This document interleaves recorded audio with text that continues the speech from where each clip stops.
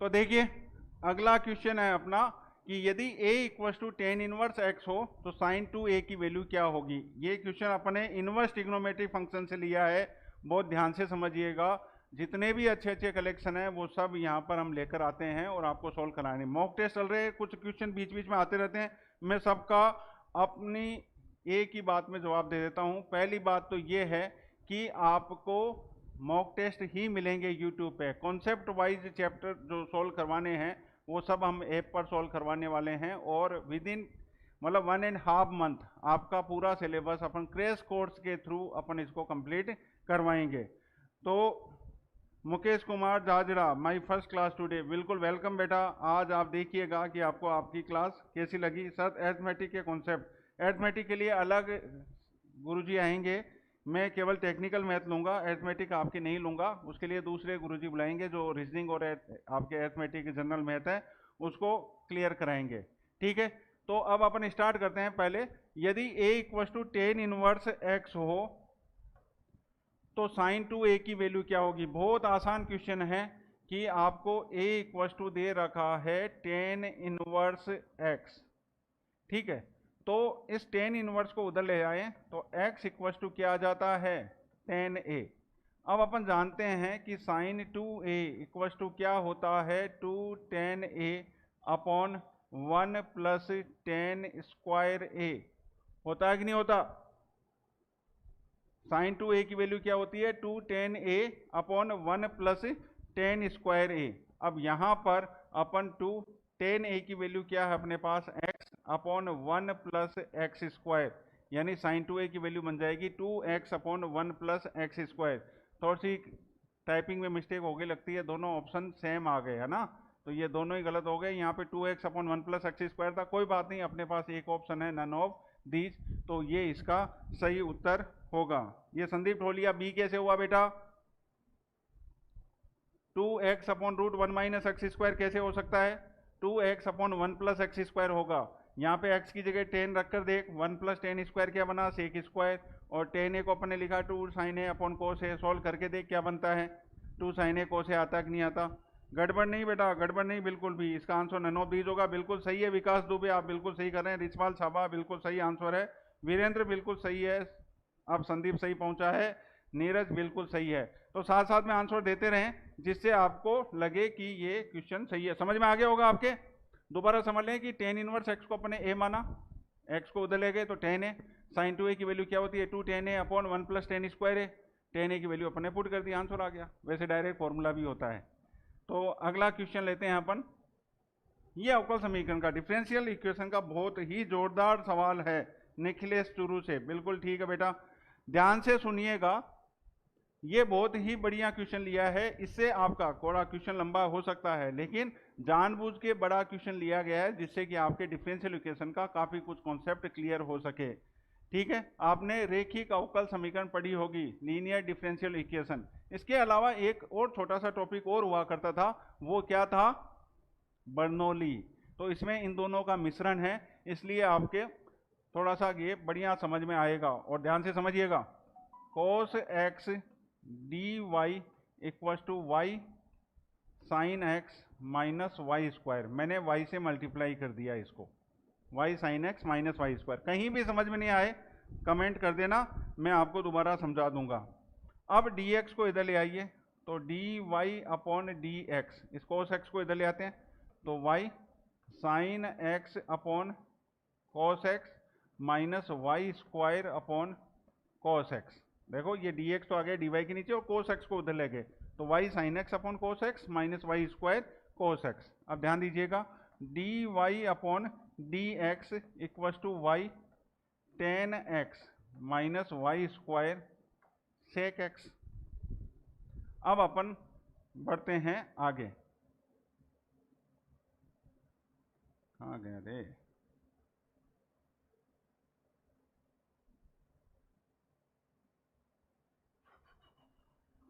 एक second.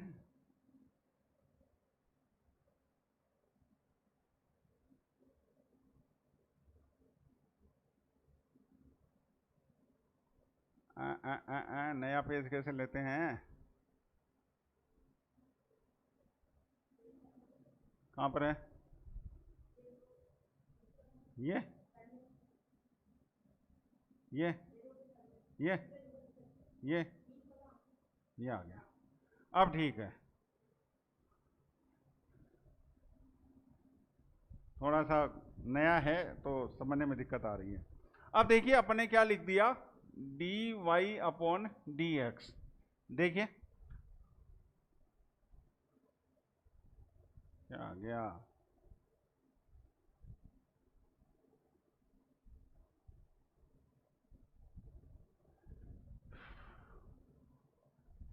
D y upon d x equal to y tan x minus y square sec x आया था। अब अपने को क्या करना है, ये रेखिक अवकल समीकरण नहीं है, तो यहाँ पे रेखिक अवकल समीकरण नहीं होने के कारण अपन क्या करते हैं, इसमें वाई स्क्वायर से डिवाइड कर देंगे। न तो ये रेखिक अवकल समीकरण है तो वाई स्क्वायर से अपन क्या करते हैं, इसको डिवाइड कर देते हैं।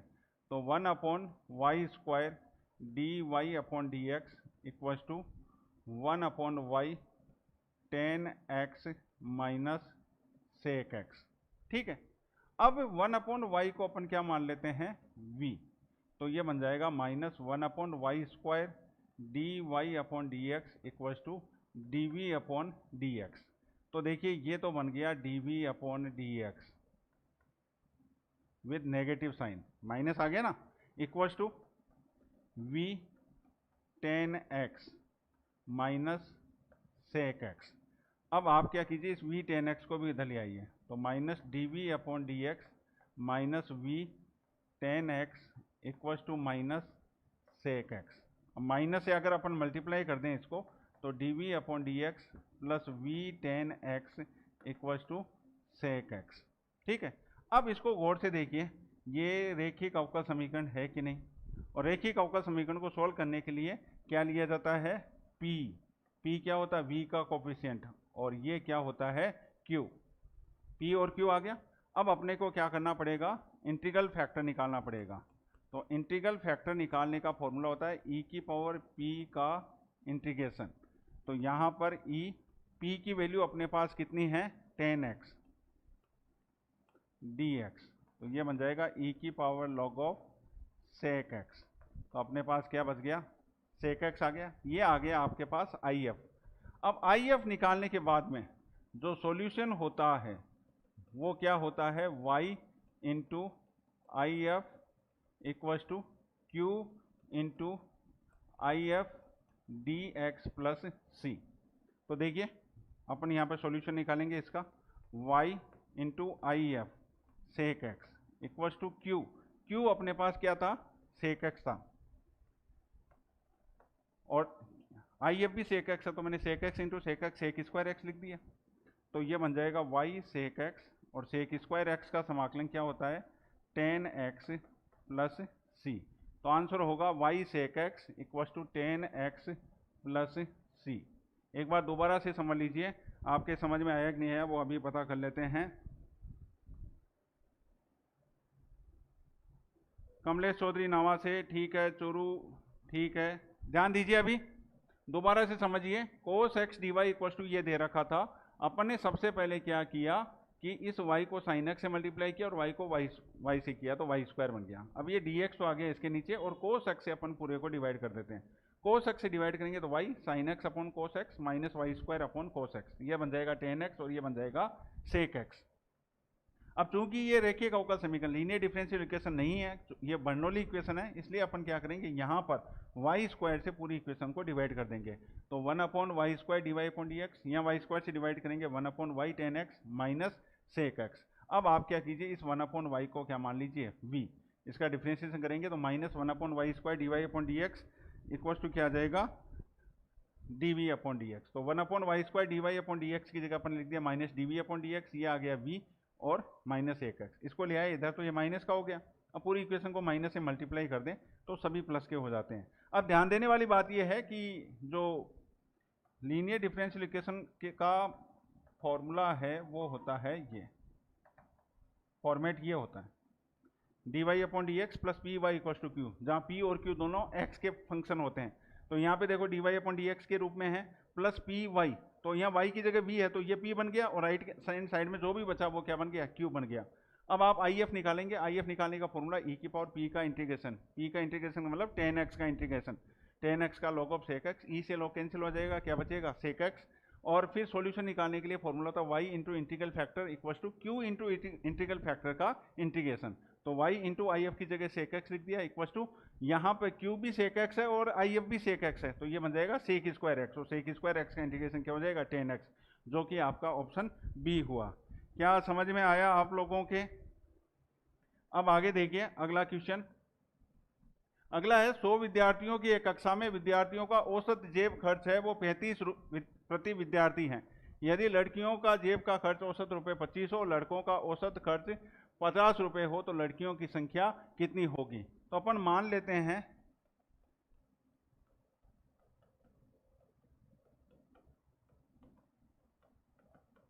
कि नंबर ऑफ गर्ल्स कितनी है x, तो लड़कों की संख्या नंबर ऑफ बॉयज कितने होंगे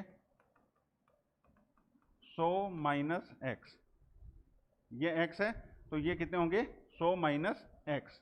अब अपने को क्या निकालना है औसत। ये देखो मेजर ऑफ सेंट्रल टेंडेंसी से मैंने सवाल लिया है, औसत का एवरेज का एक क्वेश्चन अपने पूछते ही पूछते हैं, उनमें से एक क्वेश्चन ये लिया गया है। आपके पास टोटल स्टूडेंट्स कितने थे 100 और उनका औसत जेब खर्च कितना था 35, तो टोटल खर्चा कितना हो गया, कुल खर्चा इक्वल टू 35 इंटू 100 यानी 3500, ये टोटल खर्चा हो गया।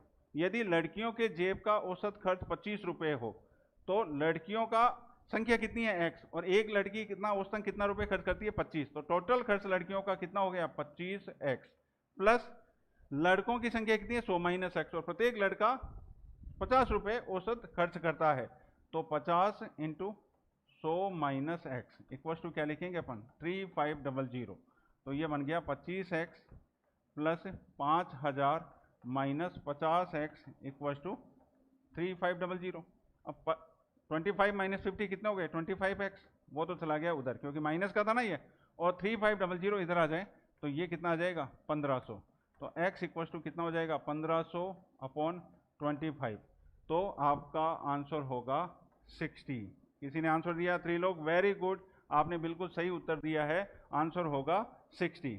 समझ में आया कि नहीं आया? बहुत आसान था। जब भी एवरेज की बात आ जाए, औसत की बात आ जाए, आप नंबर ऑफ यूनिट्स देखिए और number of average, value of average कितनी है। तो अपने पास टोटल 100 स्टूडेंट्स थे और प्रत्येक स्टूडेंट लगभग 35 रुपये खर्च करता है, तो टोटल एक्सपेंडिचर कितना हो रहा है 3500। अब अपने मान लिया कि लड़कियों की संख्या कितनी है x, तो लड़कों की संख्या कितनी होगी 100 माइनस x, तो आप क्या करेंगे इन दोनों का जो खर्चा है वो जोड़ेंगे तो वो 3500 के इक्वली तो आएगा।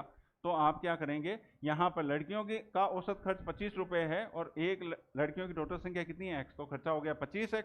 इसी तरह से लड़कों की संख्या अपने पास कितनी है 100 माइनस x और खर्चा कितना है 50, तो वो आ गया।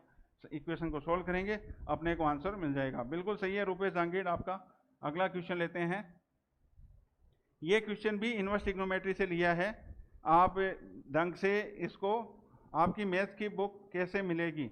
बिल्कुल बेटा पीडीएफ में मिलेगी आपको ऐप के द्वारा, और ऐप में आपको वो सभी किताबें मिल जाएगी जो आपको चाहिए हैं, वो सभी, भले फिजिक्स हो, मैथ हो, इंग्लिश हो, सभी किताबें आपको वहाँ पे पीडीएफ के थ्रू ऐप में मिल जाएगी।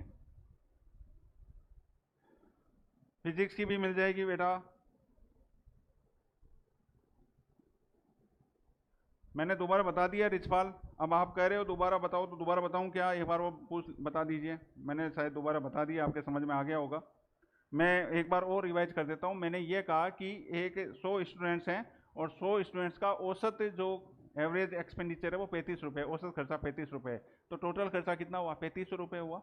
अब आपको ये बताना था कि अगर लड़कियां 25 रुपये खर्च करती हो, लड़के 50 रुपये खर्च करते हो, तो लड़कियों की संख्या कितनी है। तो मान लिया कि लड़कियों की संख्या कितनी है x है, तो लड़कों की संख्या कितनी होगी 100 माइनस x, क्योंकि टोटल स्टूडेंट्स हैं वो 100 हैं। अब आप क्या कीजिए, जो औसत खर्चा है उसको मल्टीप्लाई कर दीजिए नंबर ऑफ स्टूडेंट से, नंबर ऑफ बॉयज और नंबर ऑफ गर्ल्स, तो आप दोनों को मल्टीप्लाई करके जोड़ोगे तो वो किसके इक्वल आएगा 3500 के इक्वल आएगा। इक्वेशन को सोल्व करोगे तो आपको अपने आप ही पता चल गया। नौरतमल गुजर ने आंसर बता दिया इसका b/2। देखते हैं कि सही है कि नहीं। मुकेश कुमार झाड़ा रिपीट कर दिया है मैंने। अब देखिए सॉल्व करते हैं अपन।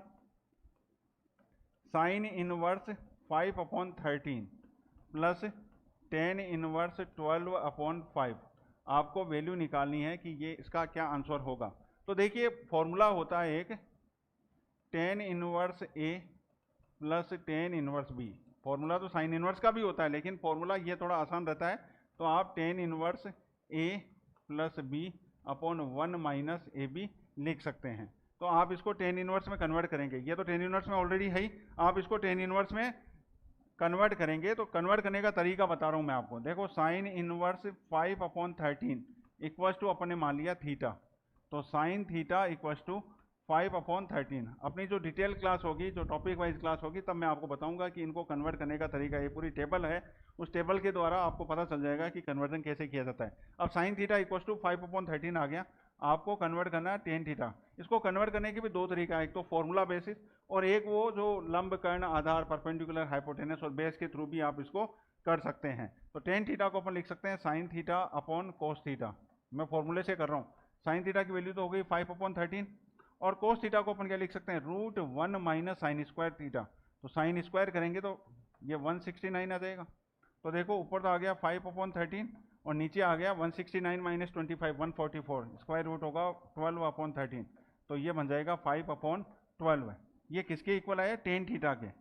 तो थीटा इक्वल टू क्या आ गया टेन इनवर्स 5/12, यानी साइन इनवर्स 5/13 लिखो या टेन इनवर्स 5/12 लिखो, बात एक ही है।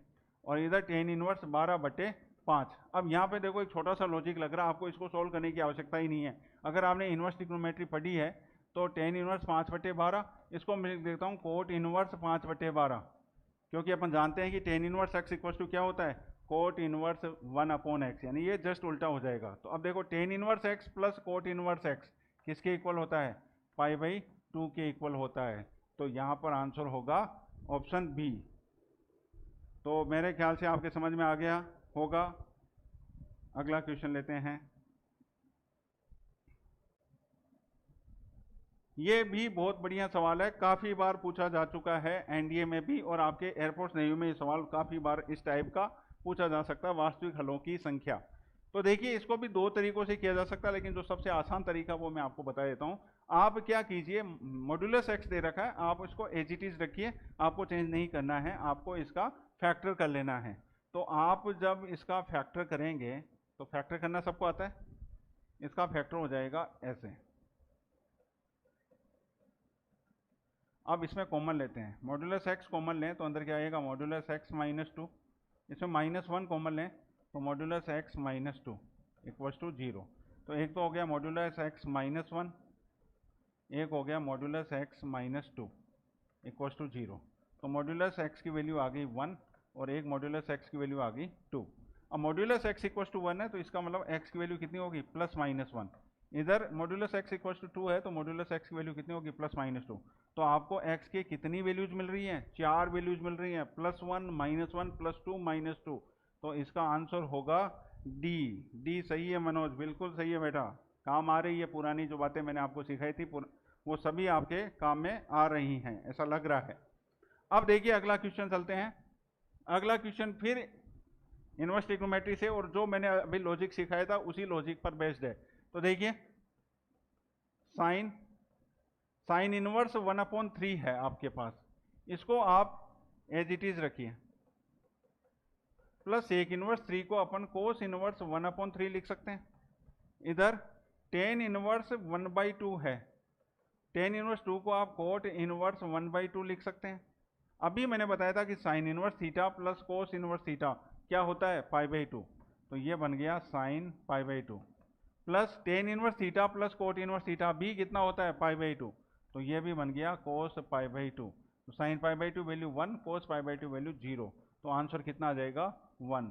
तो ऑप्शन ए है वो इसका बिल्कुल सही उत्तर होगा। मनोज ने सभी आंसर अभी तक सही दिए हैं, और मैं चाहता हूं कि सभी बच्चे जो अभी लाइव जुड़े हुए हैं वो सभी इसके उत्तर देते रहें, जिससे कि आपको इसका फायदा मिलता रहे। अगला क्वेश्चन देखिए, जीपी से लिया है, ज्योमेट्रिक प्रोग्रेशन से, कि किसी गुणोत्तर श्रेणी का 5वां पद यानी T5 इक्वल्स टू 2 है, तो श्रेणी के प्रथम 9 पदों का यानी फर्स्ट 9 टर्म्स का मल्टीप्लाई आपको निकालना है। ऐसे आपको इनका मल्टीप्लाई निकालना है।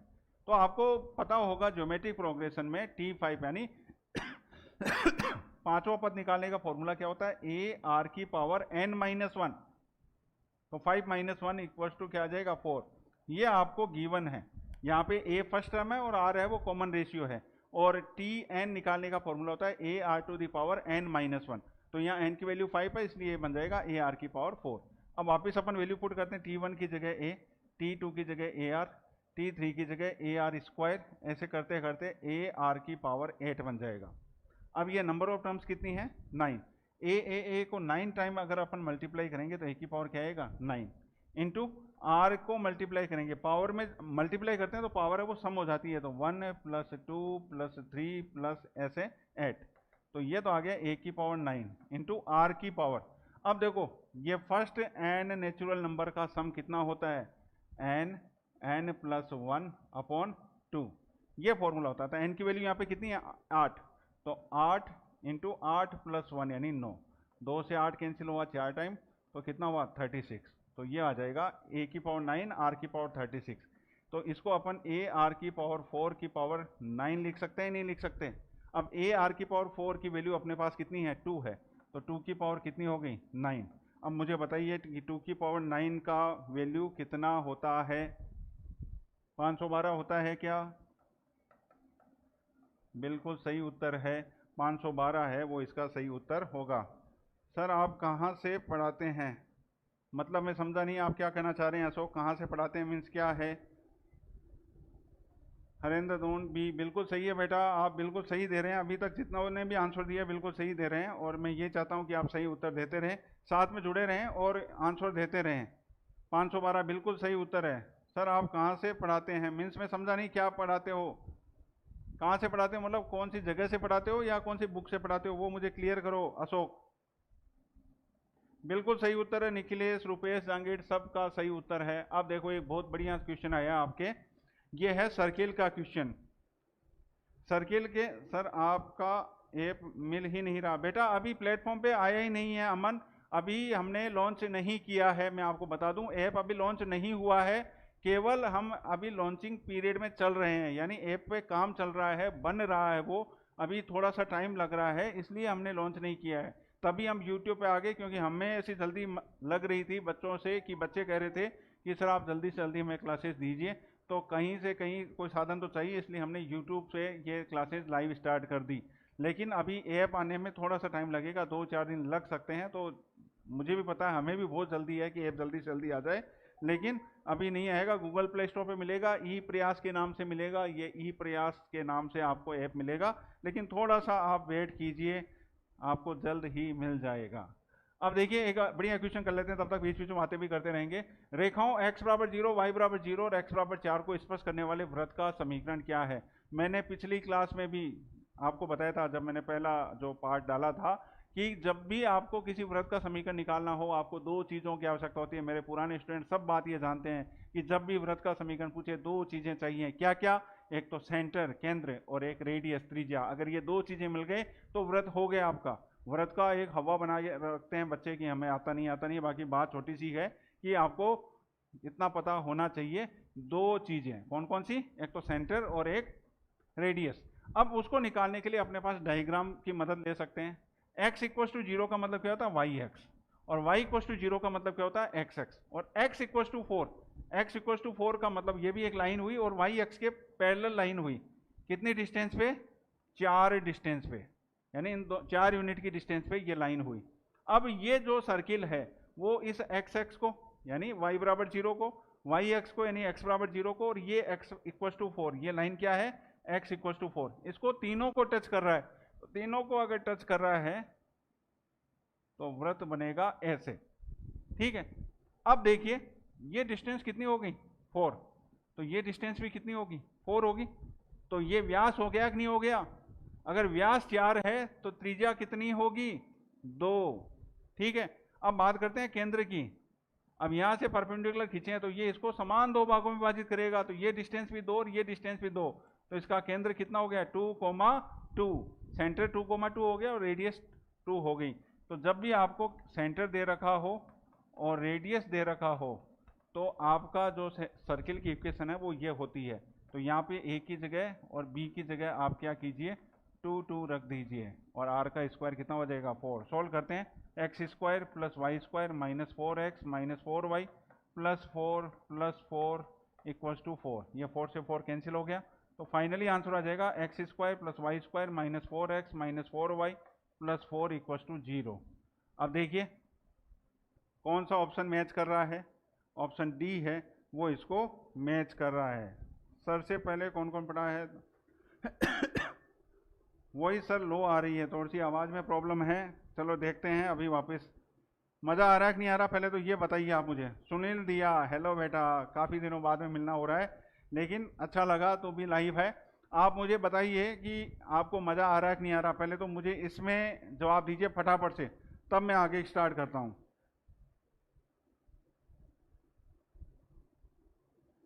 फटाफट जवाब दीजिए कि आपको मज़ा आ रहा है कि नहीं आ रहा। अभी लाइव कहाँ से हो सर? हम कुचामन से लाइव हैं बेटा, निखिलेश। और जो फैकल्टीज हमारे, एक सीकर से है, एक कोटा से है और मैं कुचामन से हूँ, इस तरह से हैं। आप मुझे जवाब नहीं दे रहे हैं कि आपको मज़ा आ रहा है कि नहीं आ रहा। कमेंट बॉक्स में लिखकर बताइए कि मज़ा आ रहा है। अगला क्वेश्चन लेते हैं। ये क्वेश्चन मैंने आपको पता है कौन सी एक्सरसाइज से लिया है, पहले कमेंट बॉक्स में लिखकर बताइए मुझे कि ये कौन सी एक्सरसाइज का क्वेश्चन है। फटाफट से बताइए मुझे कि ये कौन सी एक्सरसाइज का क्वेश्चन है।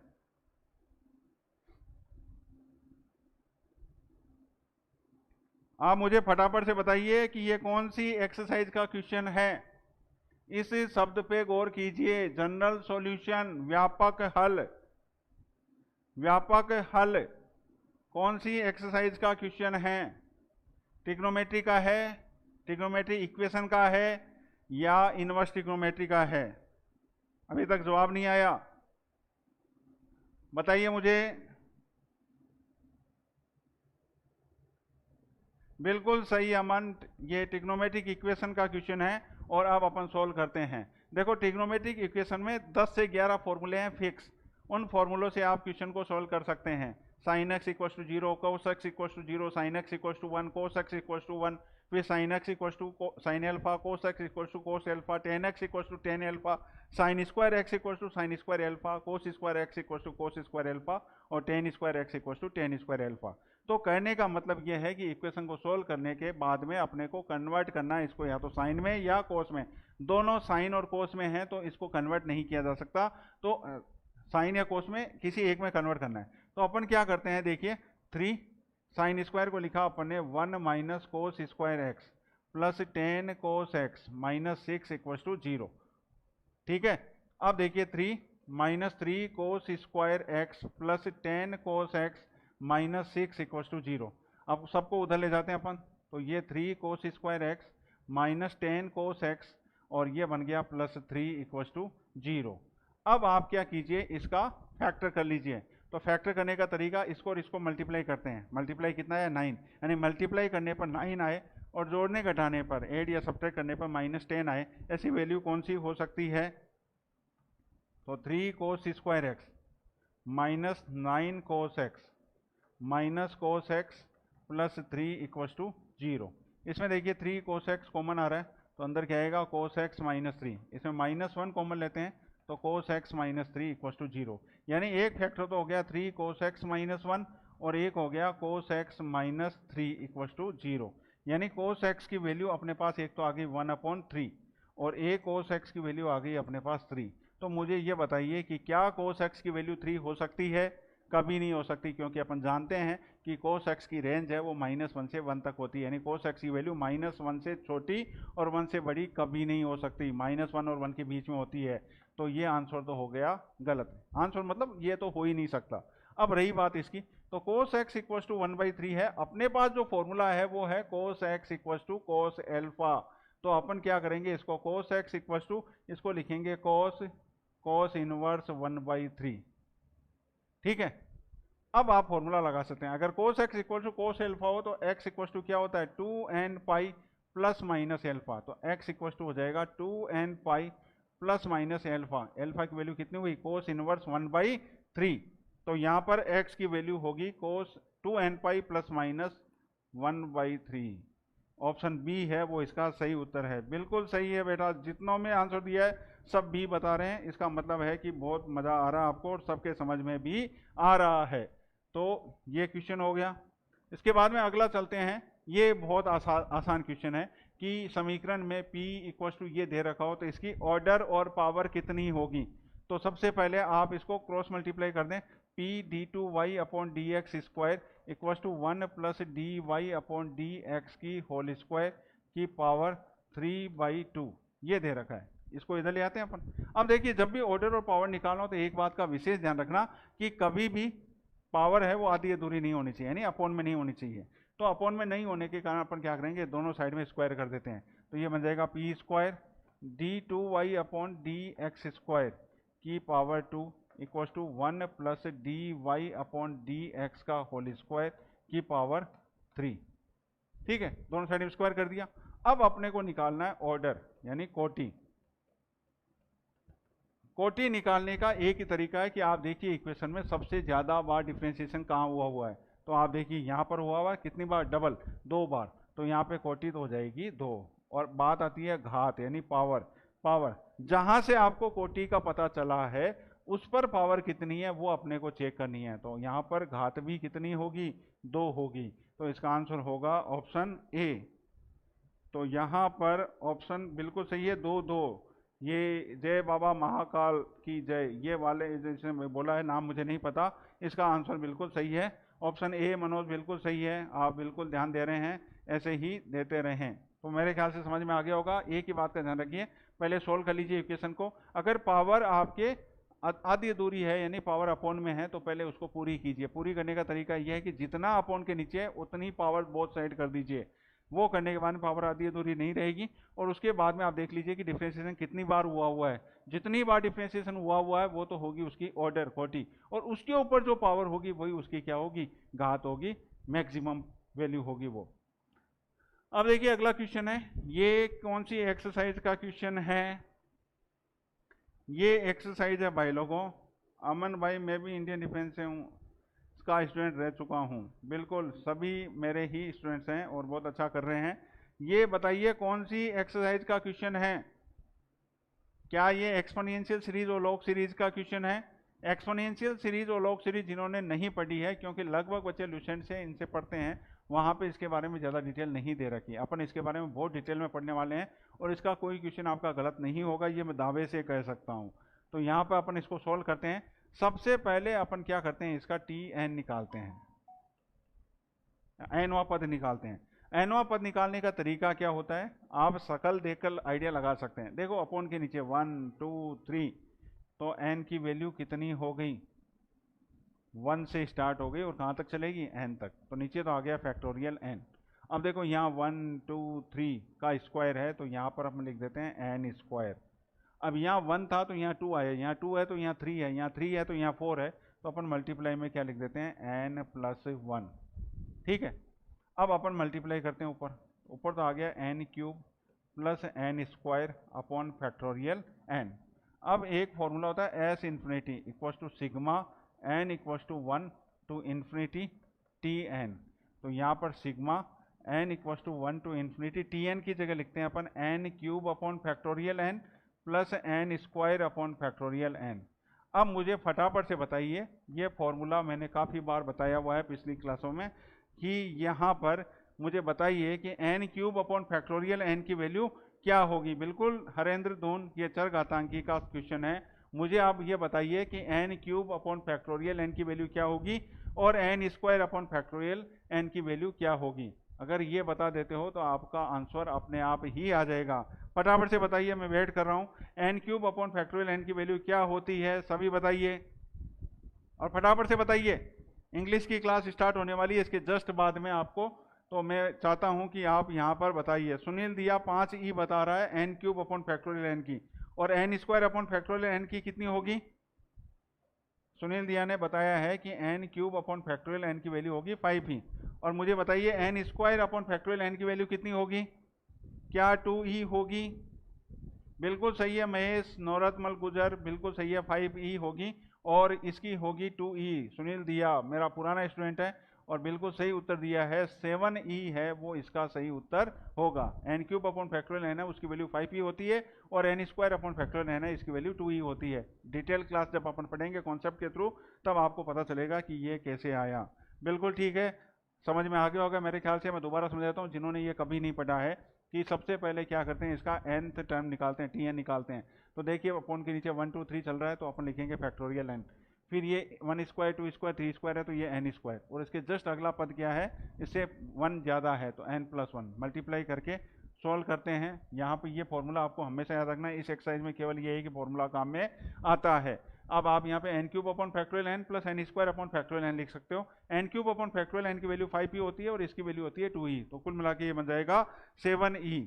हनुमान बुलंदा कैसे डिटेल क्लास में बताऊंगा, अभी केवल आप इतना ही याद रखें कि sigma n equals to 1 to infinity n³ upon factorial n equals to होता है 5e और sigma n equals to 1 to infinity n² upon factorial n इसकी वैल्यू होती है 2e। तो उस हिसाब से ये 5e और ये 2e मिलके क्या बन गया, 7e बन गया। अब देखिए अगला क्वेश्चन है कि प्रथम 120 प्राकृत संख्याओं में से एक संख्या का चयन किया जाता है और चुनी गई संख्या का 5 या सुनील दिया कह रहा है सर जी क्लास कितने बजे से लगती है, 8 बजे से लगती है बेटा। आपको ये प्रायिकता का क्वेश्चन दिया गया है, प्रायिकता यानी प्रोबेबिलिटी का क्वेश्चन है, और प्रोबेबिलिटी के क्वेश्चन में निकालने के लिए एक ही फॉर्मूला है m/n, यानी अनुकूल घटनाओं की संख्या अपॉन कुल घटनाओं की संख्या। तो यहाँ पर 120 प्राकृत संख्याओं में से एक संख्या का चयन किया जा रहा है, लेकिन यहाँ पर ये जो शब्द दे दिया इससे ये क्वेश्चन थोड़ा सा इंपॉर्टेंट हो जाता है। यहाँ पर आप फॉर्मूला ये लगा सकते हो PA यूनियन B, ये जब भी शब्द या आ जाए और आ जाए OR आ जाए तो आप ये लिख सकते हो PA यूनियन B, और इसको लिखेंगे PA plus PB minus PA intersection B। PA का मतलब है पहली घटना यानी 5 वाली घटना है, 5 से विभाजित होने वाली, 5 के मल्टीपल होने वाली। यहाँ पे गुणज की जगह अगर विभाजित शब्द आ जाता, डिवाइड वाला सवाल आ जाता, तब भी आंसर यही होता। तो 5 का मल्टीपल 120 तक, प्रथम 101 से लेके 120 तक 5 से डिवाइड होने वाली ऐसी कितनी संख्या है, या 5 से मल्टीपल कितनी संख्या है। तो सीधा सा तरीका एक ही भाई लोगों, आप 5 से डिवाइड कर दो किसको, 120 को। तो 120 को अगर अपन डिवाइड करें तो ये आता है 24, यानी ऐसी संख्याएं हैं 1 से लेके 120 तक 24 ऐसी संख्या हैं जो 5 से डिवाइड होती है। तो फर्स्ट जो इवेंट था उसकी प्रोबेबिलिटी होगी 24 प्लस 1 अपॉन 120।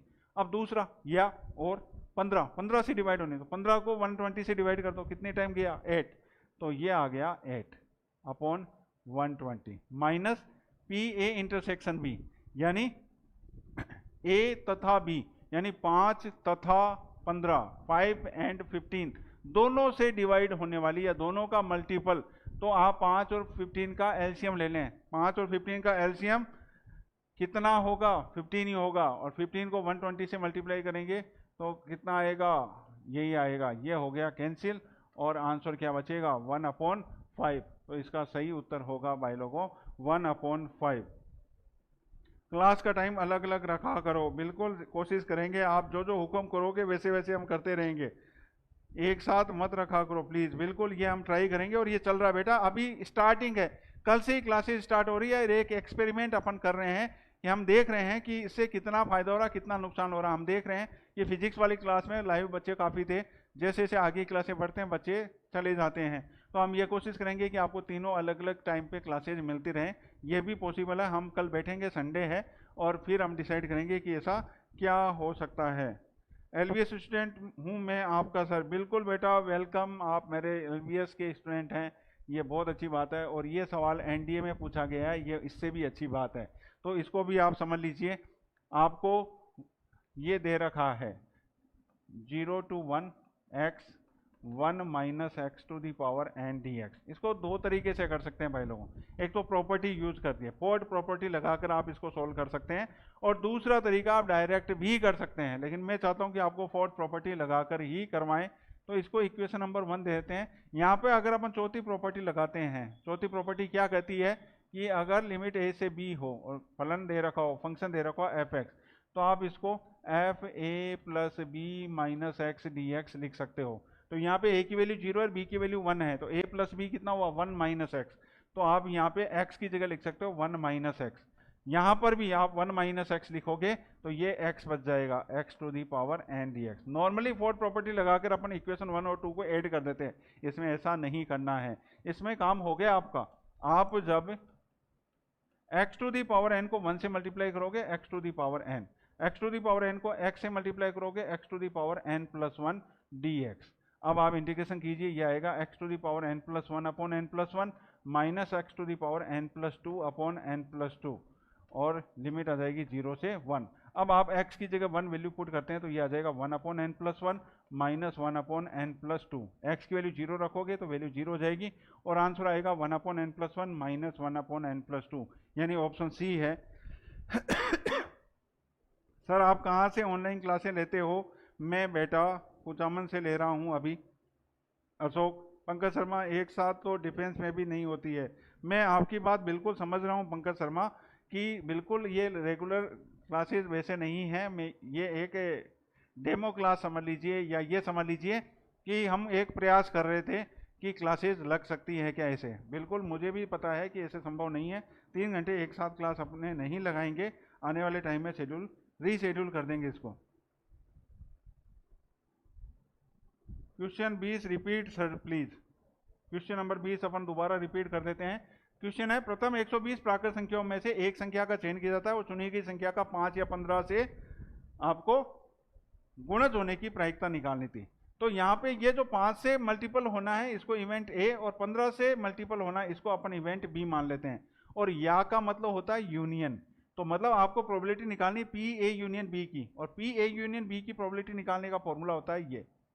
अब अपन पहले निकालते हैं पी ए। पी ए निकालने का मतलब होता है कि घटना ए के घटित होने की प्रोबेबिलिटी, यानी ए इवेंट ऑकर होगा, इसकी प्रोबेबिलिटी क्या होगी। तो 5 का मल्टीपल 1 से लेके 120 तक अगर अपन देखें तो 5 के मल्टीपल क्या है, 5, 10, 15, 20 ऐसे काउंट करोगे तो ये कितने नंबर आएंगे, 24। और अपॉन के नीचे क्या आएगा, टोटल नंबर। टोटल नंबर कितने हैं, 120। फिर फॉर्मूला में प्लस है तो प्लस लगा दिया, पी बी। पी बी यानी इवेंट बी। इवेंट बी क्या करा, 15 का मल्टीपल होना। तो 15 का मल्टीपल होने के लिए आप क्या करेंगे, 1 से 120 तक देखेंगे, 115, फिर 30, फिर 45, फिर 60 ऐसे काउंट करोगे, कितना आएगा, 8 आएगा। फिर है पी ए इंटरसेक्शन बी। ये ए इंटरसेक्शन बी क्या कहता है, ए एंड बी, यानी 5 एंड 15। 5 एंड 15 का मतलब क्या हुआ कि एलसीएम, 5 और 15 का एलसीएम कितना होता है, 15 ही होता है। तो 15 से मल्टीपल होने वाली वापस वही जो ये था वो ये होगा, ये दोनों हो गए कैंसिल, हो बचा क्या, 24 अपॉन 120 यानी 1/5। तो ये इसका सही उत्तर होगा। सर एप कब आ रहा है, मैंने पहले वीडियो में ये बता दिया था कि एप है वो इस वीक में, तो मतलब इस मंथ के एंड में आपको मिल जाएगा, यानी 30 जून तक हम कोशिश कर रहे हैं कि आपको इसका आपको ऐप मिल जाए। आपसे ज़्यादा हमें जल्दी है इसकी कि हम ऐप में अपना रेगुलर शेड्यूल, एक निश्चित टॉपिक, एक टॉपिक वाइज, कॉन्सेप्ट वाइज आपके टेस्ट भी होते रहे, आपको पीडीएफ भी मिलते रहे, आपको बुक भी मिलती रहे, आपको हर वो चीज़ मिल सके जो हम चाहते हैं। यहाँ पर ये सब संभव नहीं है, तो हम यही चाहते हैं कि आपको ये सब मिल जाए और कोशिश हम पूरी कर रहे हैं। मैंने 21 क्वेश्चन शायद आपको करवा दिए हैं, 4 क्वेश्चन मैं छोड़े जा रहा हूँ क्योंकि इंग्लिश वाले सर अब आपके पास आने वाले हैं। तो आप वापस एक बार लाइक एंड शेयर जरूर कर दें, शेयर जरूर कर दें, जिससे आपको इंग्लिश की क्लास का भी मतलब निकल सके। अब मैं आपको बाकी के जो क्वेश्चन है उनके हिंट दिए जा रहा हूँ। अगला क्वेश्चन है 1 + x की पावर n के प्रसार में p में p+1 में और p+2 पदों के गुणांक अगर एपी में हो तो मैं आपको बता दूं कि जब ये एपी में होते हैं तो ए की फॉर्मूला ये मैंने लास्ट क्लास में भी आपको सिखाया था, और फॉर्मूला लगेगा ये n² - n 4r+1 + 4r² - 2 = 0। यानी मेरे जो पुराने स्टूडेंट्स हैं, जो रेगुलर स्टूडेंट्स हैं, वो सब जानते हैं कि मैं इस फॉर्मूले पे कितना फोकस करता हूँ, क्योंकि अभी हाल ही में जो एनडीए का पेपर होता है उसमें और एयरफोर्स नेवी में तो पता नहीं कितनी बार ये क्वेश्चन पूछा जा चुका है, और मेरे भी हर मॉक टेस्ट में एक क्वेश्चन ऐसा होगा ही होगा, क्योंकि मैं चाहता हूँ कि आप इसमें दक्ष बन जाएं और आपका ये क्वेश्चन गलत ना हो। फिर ए का वह मान जिसमें वर्ग समीकरण, क्वाड्रेटिक इक्वेशन दे रखी है आपको, इसके मूलों के वर्गों का मान है वो न्यूनतम हो। तो यहां पर ये ध्यान रखना है कि इसमें 2 क्वेश्चन पूछे गए, एक तो क्वाड्रेटिक इक्वेशन और साथ में आपको ये भी दिया कि ये मिनिमम होना चाहिए, यानी मैक्सिमम मिनिमा भी लगेगा। कीजिएगा और मुझे बताइएगा कि इसका क्या आंसर आता है। ये आपके सिंपल 12th का क्वेश्चन है, sin x / sin x - alpha. इसमें आप ऊपर x में अल्फा जोड़ते और घटा सकते हैं और फिर सेपरेट करेंगे तो आपको आंसर मिल जाएगा। और लास्ट क्वेश्चन है आपके, ये किसको प्रदर्शित करता है, तो एक व्यापक द्विघात समीकरण आपको दे रखी हो, ax² plus by² plus 2hxy plus 2gx plus 2fy plus c equal to 0। अगर ये व्रत को, दीर्घवृत्त को, अति परवलय किसको कैसे कैसे निरूपित करती है, इसकी शर्त निकालने के लिए सबसे पहली चीज निकालनी होती है डेल्टा, और डेल्टा निकालने का फॉर्मूला होता है ABC plus 2FGH minus AF² minus BG² minus CH² equal to 0 हो या नॉट इक्वल टू 0 हो। इन पे अलग अलग कंडीशन है, जब अपन कॉनिक सेक्शन पढ़ेंगे तब मैं आपको इसके बारे में डिटेल में जानकारी दूंगा, और इस पे भी एक क्वेश्चन 99% पूछा जाता है, तो इस पे भी आप ध्यान देना, और जब भी टॉपिक पढ़ेंगे तब मैं बताऊंगा। तो मैं 4 क्वेश्चन छोड़े जा रहा हूँ आपकी प्रैक्टिस के लिए, आज भी ये पूरा नहीं हो पाया। सर आप ऐप फ्री होगा? बेटा ये तो आने के बाद में पता चलेगा, ऐप फ्री में तो कुछ भी नहीं मिलता है, मैं आपकी कन्फ्यूजन दूर कर दूं, लेकिन एक नॉमिनल रेट रखी अपने कि आप आसानी से पे कर सकते हैं। जब आप बाजार में सब्जी खरीदने जाते हैं, कुछ जींस खरीदने जाते हैं, इतना सस्ता होगा कि आपके जींस का खर्चा भी ज़्यादा होगा बजाय अपने ऐप के, जो हम क्रैश कोर्स ऐसे लेके आ रहे हैं। बिल्कुल खर्चा हम इस बार, अपना उद्देश्य बिल्कुल ये कमाने का नहीं है, लेकिन जो सेटअप हमने सेट किया है उसका जो खर्चा निकलता है बस वो हमें निकालना है, इसके अलावा हमारा कमाने का इस उद्देश्य नहीं है। और ये मेरे पुराने स्टूडेंट सब जानते हैं कि मैं बच्चों के लिए ही करता रहता हूँ, और ये मेरा एक छोटा सा प्रयास है। जेब से आपको इतना बिल्कुल भी नहीं लगेगा कि ये बिल्कुल फ्री नहीं होगा, ये मैं क्लियर कर दूं आपको, फ्री नहीं है, लेकिन इतना महंगा भी नहीं होगा कि आप वह नहीं कर सकें। आपने पिछले 2 दिन से हमारी क्लासेस देख रहे हो, फिजिक्स की आप काफ़ी टाइम से इनसे जुड़े हुए हो, मैथ्स में शायद आप मेरे से काफ़ी कम दिनों में जुड़े हैं, पुराने स्टूडेंट सब जुड़े हुए हैं, लेकिन नए बच्चे जो अजीत सर के स्टूडेंट हैं वो अभी हाल ही में मेरे से जुड़े हैं, तो उनको थोड़ा सा कम पता है, तो इसलिए हम मॉक टेस्ट लेके आए कि आपको हमारी फैकल्टी के बारे में पता चल सके कि कितना दम है। आपको दम लगे, आपको लगे कि अच्छा है, तभी आप उसको डाउनलोड कीजिएगा और सब्सक्राइब कीजिएगा। इसके अलावा चॉइस आपकी है। मेरे ख्याल से इतना अच्छा मटेरियल आपको नहीं मिलने वाला है, और मैं मेरे माल का प्रचार क्यों कर रहा हूँ? परखिए, समझिए, फिर खरीदना। धन्यवाद।